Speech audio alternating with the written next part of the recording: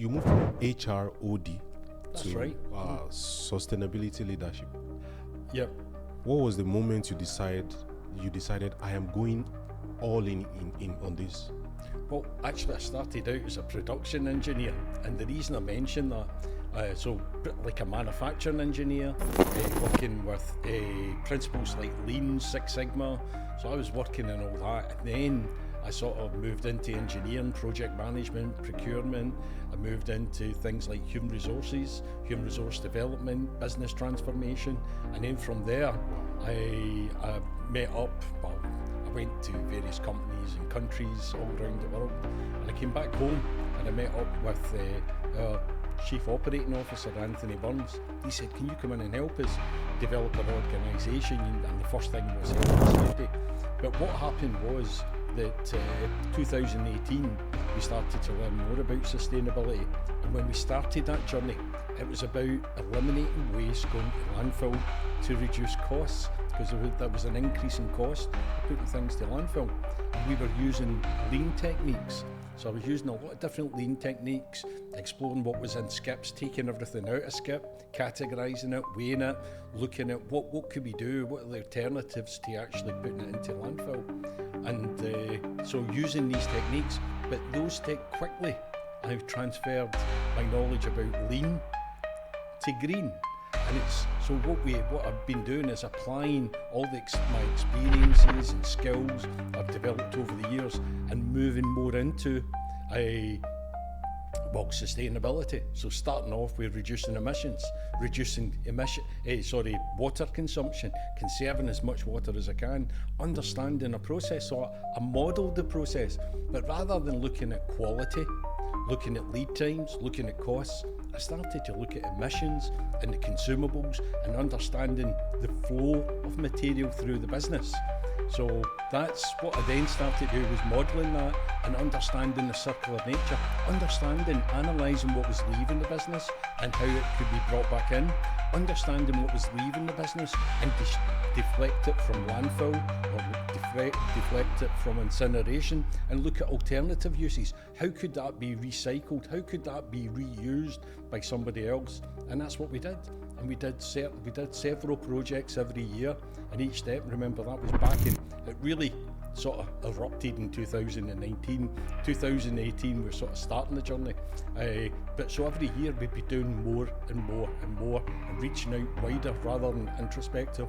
We're starting to look out with the organisation, and one of the biggest things that we do, and one of the biggest tools, one of the biggest levers that we have is collaboration. We have emphasising collaboration, so we reach out to lots of different organisations in the public sector, private sector, in Glasgow, in Scotland, in the UK, internationally, for inspiration, internationally for ideas, internationally for collaboration, partnerships, and where we could work all for the greater good, but leveraging intellect, experience and capability all around the world in order to help us finding out what's best practice and leveraging it and bringing it into our environment, adapting it for what we do. Wow. That is quite amazing. I really love the energy, the passion with which you communicate your thoughts. You are the only person that I know that can convince me on sustainability. Thank you. Yeah, please, can you make a case for sustainability for businesses today? Because when you talk about sustainability, taking care of, using materials responsibly, when you talk about global warming, most people give it a lip service, and it seems you know what you are doing, sir. Please, can you tell us why, every business should think sustainably? Well, there's different levels. So from a climate perspective, there is no doubt, although you may be here from other quarters, there's no doubt that the planet is in a bad state. There's a lot of damage to the weather systems, a lot of damage to the planet. There's a lot of abuse, we're running out of resources, demand's outstripping supply, the ability for supply is reducing. So just from an economic perspective, we can't perpetuate this. We need to slow down. We need to adapt our approach. The other thing as well is that from a sustainability, it's not just about environment. we're exploiting people throughout the world in order to meet demand, in the Western world and other areas as well, but a lot of the consumptions in the Western world, we can't keep doing this. There are people, slaves, people being trafficked in order to, to fuel our lust for clothes and other products and other services. There's abuses in terms of people's health, their welfare. There's gender-specific abuse. There's so many women. The majority of people working in the fashion industry, about 80%, are actually female. If you look at the management structure, it's not represented that way.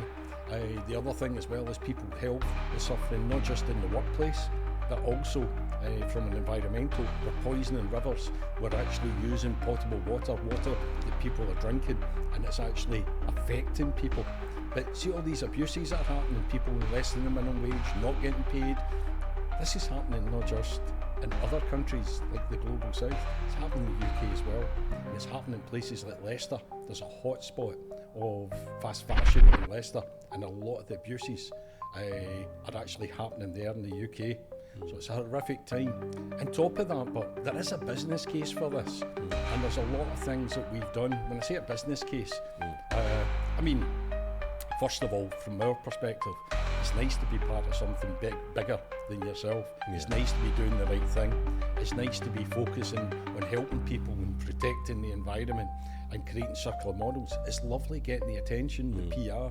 The other thing as well is, but there's strong economic cases. Because we are doing the right thing, there's a lot of spotlight on us. There's a lot of organisations want to learn more from us. There's a lot of organisations want us to be successful. There's a lot of organisations giving us funds, giving us grants, giving us soft loans, giving us other forms of support, giving us free consultancy. They want us to be successful, and we can actually attract that, and it can make us more competitive, and we can have a greater impact. But on top of that also, there's strong economic case. So if you look at your product, you can actually reduce the cost of your product long term.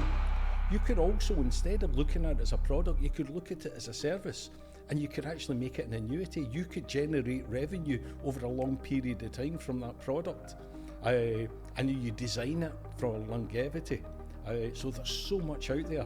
The other thing as well, when you start to design your processes, you can make them more circular, and if you make them more circular, they're more efficient, they're more effective, they're more productive. You can actually look at regenerative solutions and that are economical. And I'll give you an example of one. Our highest category 2 years ago of carbon emissions was polythene. We put a shroud over a garment to protect it whilst before the customer gets it, protect it from handling and dust in the factory. That polythene was made at our highest category. Out of all like shipping, staff commute, the polythene was our biggest. You say, well, how are you going to replace that? It had to be clear, it had to be waterproof, it had to be cover the whole garment. So how did we get around that?